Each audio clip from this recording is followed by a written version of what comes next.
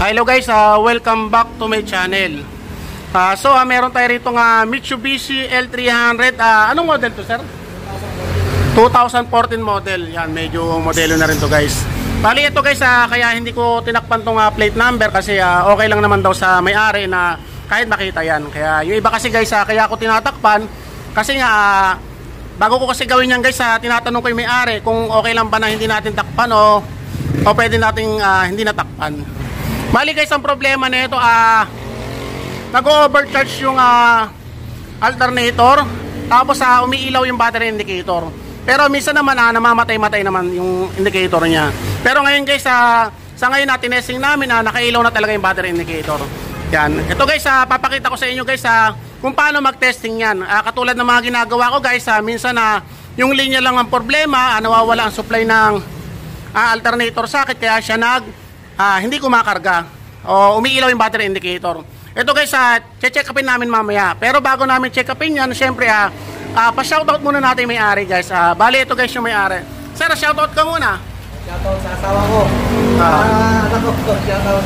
Di bali sir, taga-saan kayo sir? Taga-Caloocan sir. Yan, si sir dumayo rito para ipagawa sa atin yung sasakyan niya at para malaman natin kung anong problema ng sasakyan niya. Yan, para hindi na rin mag-isip si sir kasi nga yun nga, umiilaw yung battery indicator. Sir, wala ka na mapatiin? Wala na. Ayan si sir. Saan ka sir? Anong lugar? Caloocan po. Caloocan. Yan, dumayo rito siya para maging maayos ang sasakyan niya.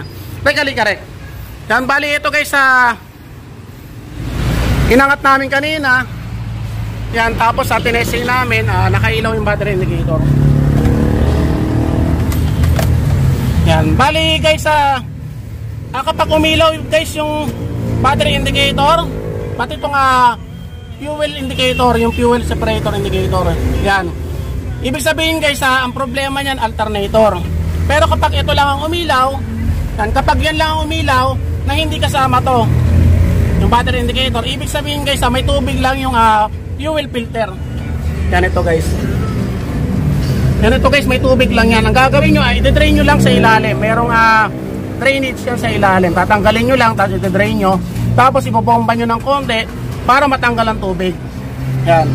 Pero guys, kapag umilaw yan lahat guys, itong battery indicator, yan, pati yan, ibig sabihin alternator ang problema nyan.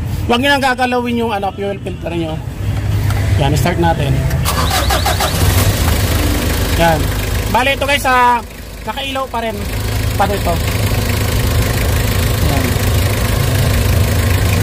Ito guys, nakailaw. So pag ganyan guys, alternator ang problema niyan. Yan, Rex. Tama, Rex. Yan, ito guys, napansin namin, overcharge. Yan, nasa 15 na siya. Malapit na siya sa 16. Yan. Ngayon guys, ang gagawin natin, kuha ka ng higaan. Right, kuha ka higaan dalawa. Yan, ito guys, papakita ko sa inyo kung paano testingin yan. Ito muna ang titingnan nyo. Pupunta kayo sa ilalim guys. Nakita tayong wire. Gerek, higa ka rin. Hawakan mo ito. Baka mapindot.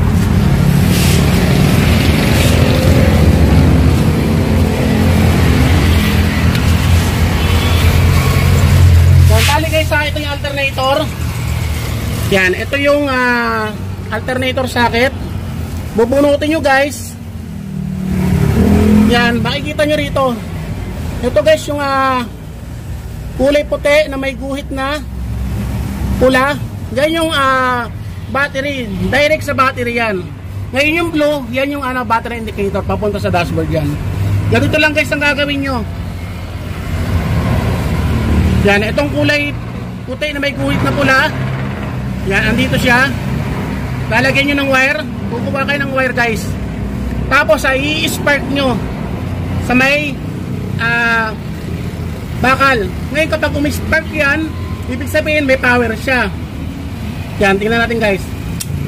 Yan. Ibig sabihin guys, umispark. Yan. Ngayon ang problema niya guys, alternator. Yan. IC ang problema niyan guys. Yan, itong alternator na to. Yan, ang gagawin namin dyan guys, ibababa namin. Halika rin.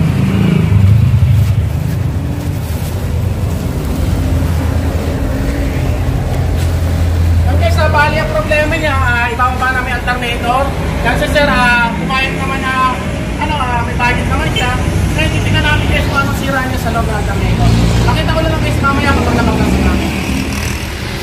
nakalas na natin yung alternator. Yan. Bali, ang gagawin natin dyan guys, yan, tatanggalin natin itong bomba. Yan, tatanggalin natin. Tapos bubuksan natin to guys. Yan, unahin natin tanggalin yung bomba.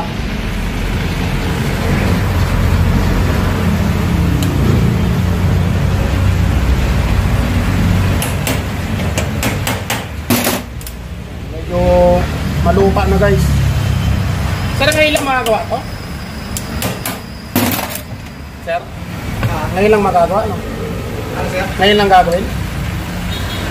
Ano sir? First time pa lang? First time? Oo, first time ko lang.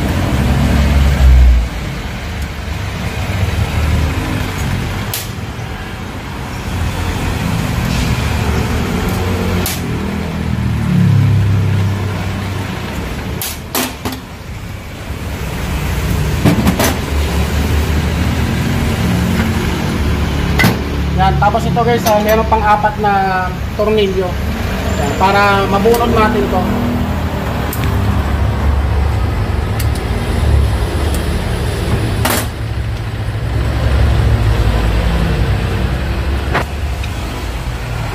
Ito guys, sasabihin ko po sa mga pagdi-DIY. Minsan guys, ang pagdi-DIY yan, minsan nakakasama yan. Lalo na pag mga masisailan na ang sitwasyon ng sasakyan. Huwag naman kayo mag-DIY guys kung medyo masela ng gagawin. Okay lang guys yung mga minor lang. Kasi minsan guys ang pag-DIY ay nakakasama rin. Minsan imbis na gumastos ka na maliit lang, lumalaki yung gastos. Yan. Tapos guys, ito, bubuksan na natin at tanggalan natin yung 4.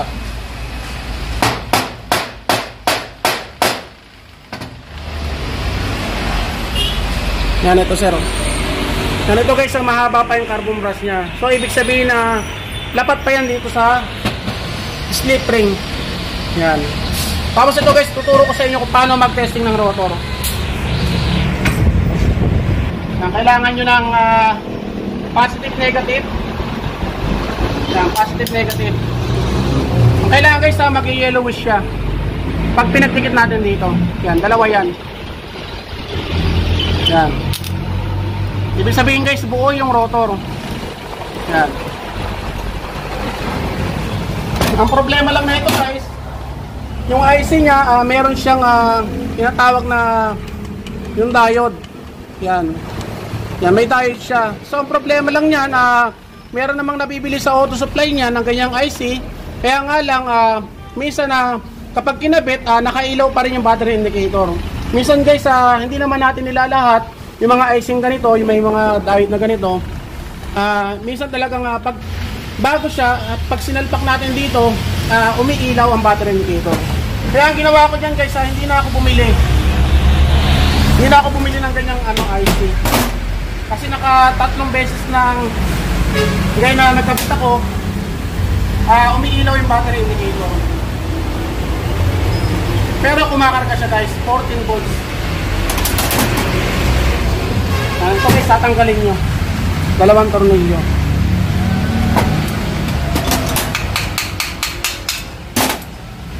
Tapos ito, meron pa siya sa loob. Yan. Bali, Phillips screw yan guys, ang gagamitin nyo.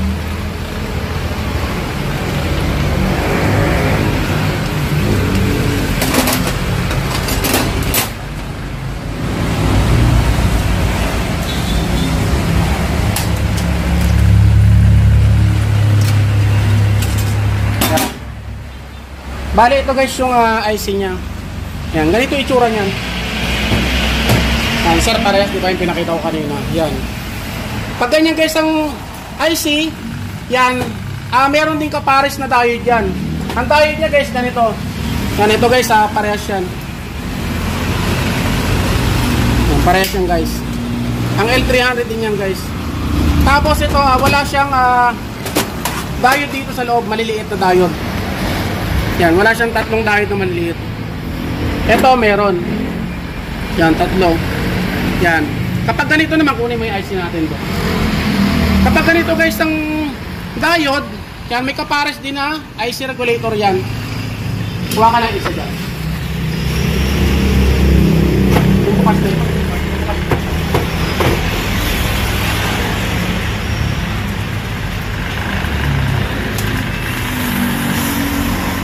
Yan, tulad nito guys. Wala siyang ganito. Yan, wala siyang ganito. Yan, ito wala. Yan, ibig sabihin ang kapares na itong diode, yung merong maliliit na diode na ganito. Yan. Ngayon ganito naman ang IC, kailangan ipapares yung diode yan. Ito, wala siyang diode na maliliit. Yan. Ngayon ang gagawin ko rito, para sigurado lang na hindi madoble ng bili yung may-ari, ang gagawin ko, i-combine ko to guys. Meron akong gagawin dyan na paraan para hindi kami pumili ng IC na ganito. Yan. Hindi kami bibili ng IC na ganito. Ganito ang gagawin ko dyan guys. Yan. Ito kukuha ako sa mga diode ko dyan. Na mga, kumbaga sirap na. Kukunin ko yung tatlo na to. Yan. Kukunin ko yung tatlo na yan. Ililipat ko dito. Yan. Para mag-match siya sa ganitong IC. Yan. Magmamatch siya guys sa ganitong IC. Yan. Ang gagawin lang natin dyan, puputulin natin to. Yan, pinuputol yan guys. Para hindi siya mag-connect itong linya na to, kabilaan. Puputulin natin yan guys. Napuputol yan guys. Papakita ko sa inyo guys mamaya kapag nagawa ko na yung tatlong diode dito, tapos ito, puputulin ko yan. Pakita ko na lang guys mamaya pag nagawa ko na. So ito na guys, okay na, nalinis na natin. Yan, ganito muna ang gagawin nyo guys, lilinisan nyo muna. Tapos ito yung sinasabi ko guys, puputulin nyo to. Yan, itong parte na to. Yan, ganito yan guys. Yan, ito guys, pinuputol yan. Yan, pinuputol yan katulad na ito. Yan, kasi kapag hindi nyo pinutol yan, magiging shorted yung diode na ilalagay natin. Yan, ito guys yung ilalagay nating diode. Yan, bali 3 piraso. Yan, kinuha ko rito. Yan. Ito kasi guys, sira na itong diode na to. Ngayon, itong maliliit na to, buo yan. Bihira bumigay yan. Yan. Kinuha ko yan dito. Yan. Tapos ito ang ililipat natin dito. Yan. Meron yan guys na polarity. Hindi yan pwedeng magkabaliktad. Katulad nito guys. Yan, 3. Yan, parang may silver. Kailangan guys, kung anong pagkakalagay nito, yun din ang gagayahin natin. Katulad nito. Yan. Kung anong forma nito, gagayahin natin. Nandito yung positive. Yan. Huwag nyo nang ilalagay guys sa ilalim. Kasi mahihirapan pa kayo. Yan, yung iba kasi dito pa nilulusot sa ilalim. Pinapasok sa loob. Para maihinang dito. Yan. Ngayon may discarding ginagawa dyan. Ganito yan guys. Tuturo ko sa inyo. Yan. Ito guys, lahat ng kaalaman ko tinuturo ko na. Sa mga basher natin dyan. Yan. May magko-comment na naman. Kasi yan, ito guys, na iaangat yan. Yan. Iaangat nyo lang para hindi na kayo mahirapan.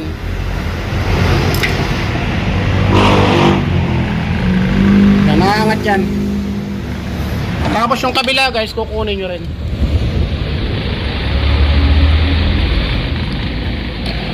No sir, kasi ang basher mas magaling pa sa gumagawa yan.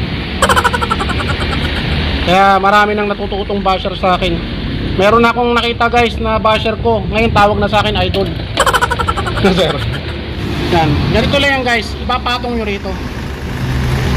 Yan, ganyan lang guys. Bali, ibubuka nyo muna to. Sige, narik yung yan, nabubuka yan guys. Yan, nabubuka yan para mailusot nyo to. Pero syempre, kailangan bago nyo ilagay ito o ihinang nyo, linisan nyo muna yan guys. Kailangan malinis na maigi yan para kumapit yung tingga. Yan. Ngayon, ang mangyayari dyan guys, ganito na. Yan, ganyan na yan guys. Lulubog pa ng konti yan kasi hindi pa natin na ipapasok maigi. Bali, 3 yan guys, iaangat natin. Tapos ito guys, papakita ko na lang mamaya kapag nagawa ko na yan. Tapos ito guys, napinturahan na namin. Yan, pinipinturahan namin. Yan, para magandang tingnan kapag nakakabit na sa makina. Tsaka makikita nyo guys, kapag may tagas ng oil seal, yan, may oil seal yan. Yan, makikita nyo guys, maglalangis yan. Yan. Kaya pinipinturahan ko na rin para magandang tingnan na rin. Yan, para ay nagbabayad naman yung customer na maayos, lahat ng mga customer nagbabayad naman yan, kaya ayusin nyo na rin yung trabaho yan, pipinturahan nyo na rin yung lahat. Yan. Ngayon guys, ang gagawin ko rito, gagawin ko na to, tapos papakita ko na sa inyo guys mamaya kapag nabuo ko na to, tapos testingin na namin.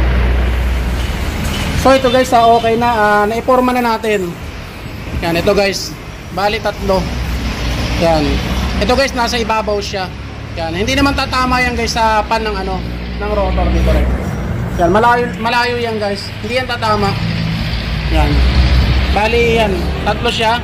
Tapos ito guys yung sinasabi ko, yung may guhit sa ibabaw, kailangan pare-parehas siyang guys, nasa ibabaw. Yan, katulad nito. Yan, nasa ibabaw siya yung silver. Yan. Tapos ito guys, ang sinalpak kong IC regulator, pang yan guys, Starex. Yan, 110 amperes. Yan. Ito guys yung stock niya. Yan, wala na siyang ganito, yung kulay itim. Yan, wala na siya rito. Kaya ito guys, hindi na natin nilagyan to. Yan, bali nasa kabila lang. Yan. Ito guys yung mga pyesa ko, puro bago yan na IC talaga kinakabit ko. Yan, shoutout pala kay Boss Danny. Yan. Nakaganda mga pyesa niyan guys. Yan, tapos ito guys, kaya napinturahan na namin. Yan, maayos na siya guys. Ngayon guys, tuturo ko sa inyo kung paano ikakabit to. Yan, hindi nyo pwedeng ito guys, isasalpak na lang kaagad ng ganyan. Yan, kasi mapuputol yan guys, carbon brush. Ngayon, ganito yan guys. Yan, meron siyang butas. Yan, kaya yan, pwede na natin kamayin yan. Yan, gaganyanin nyo lang guys. Tulak. Tapos tutok dito sa butas. Yan, ganyan lang guys. Napakasimple lang. Yan. Tapos ito, sasalpak na natin. Yan, hindi na siya tatama rito sa bearing.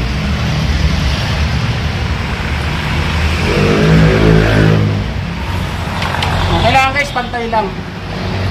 Para kapag nilagyan nyo ng tornilyo, yan, hindi siya masikip ipihit. Tapos ito guys, wag na wag nyo makakalimutang bunutin yan. Kasi kapag nakakabit yan dyan at pinaandar nyo yung makina, masusunog yung IC. Yan.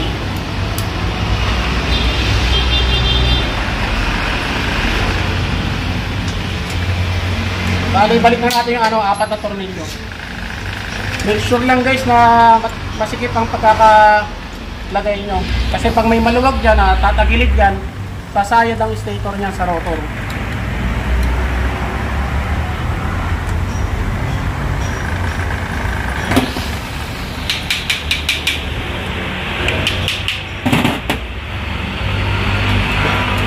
So guys, ang pagpapaliwanag natin step by step para kung sinong nagde-DIY, kaya sundan na lang yung video natin.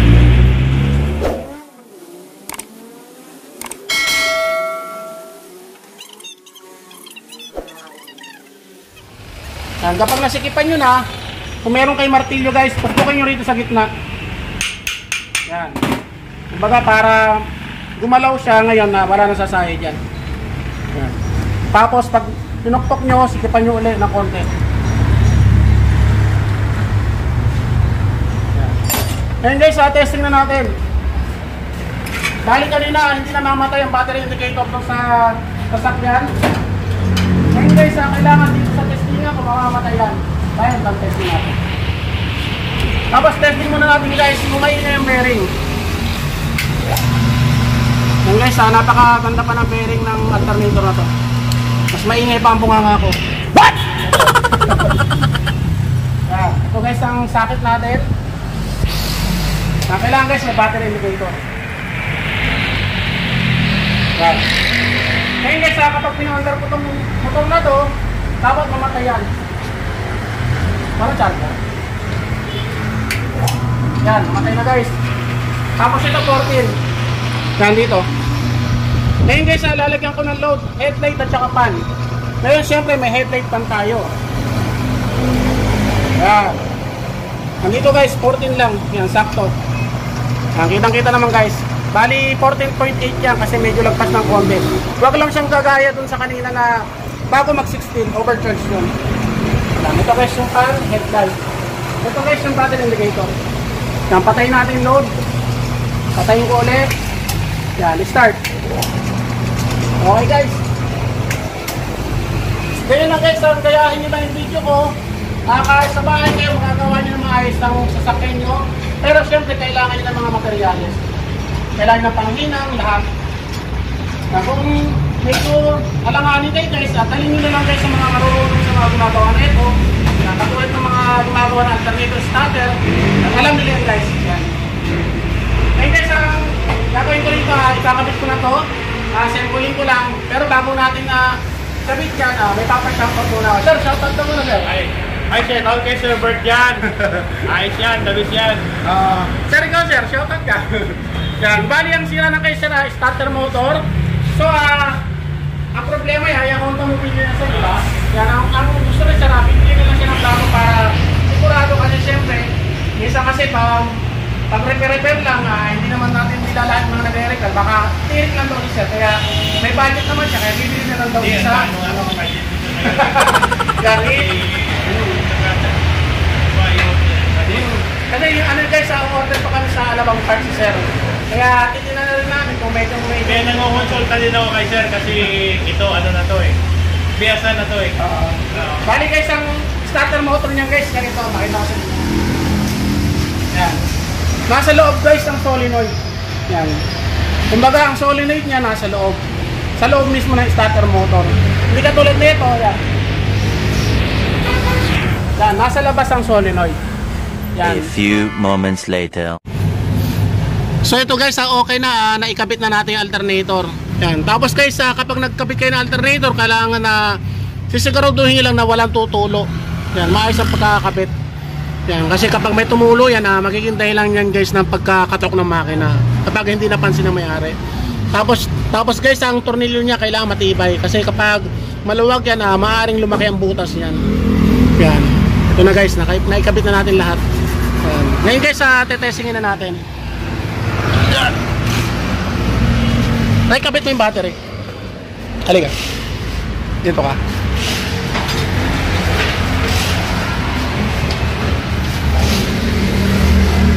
Ganito guys, gaya ng lagi kong ginagawa o lagi kong sinasabi sa mga nanonood sa akin.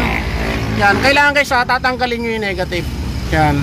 Kasi kapag hindi niyo tinanggal yan, in case na dumikit ang main line ng alternator sa may body, uusok yan guys.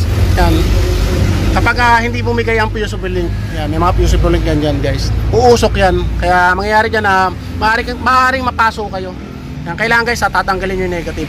Huwag positive. Kasi ang positive guys, kapag tinanggal nyo yan dito, lumikit yan sa bakal, puputok ang battery yan guys kapag hindi nyo na natanggal yung liabe. Yan. Kaya guys, kakapit na natin. Sige rin, kapit mo yung battery. Ako mo ito.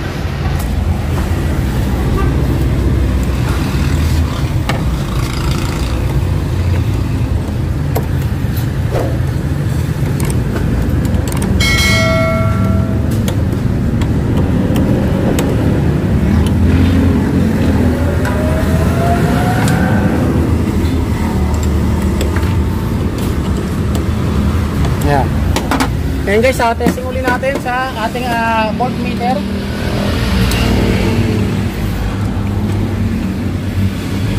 Yan. Kanina guys, nasa ano siya, lagpas ng 15. Malapit na siya sa 16.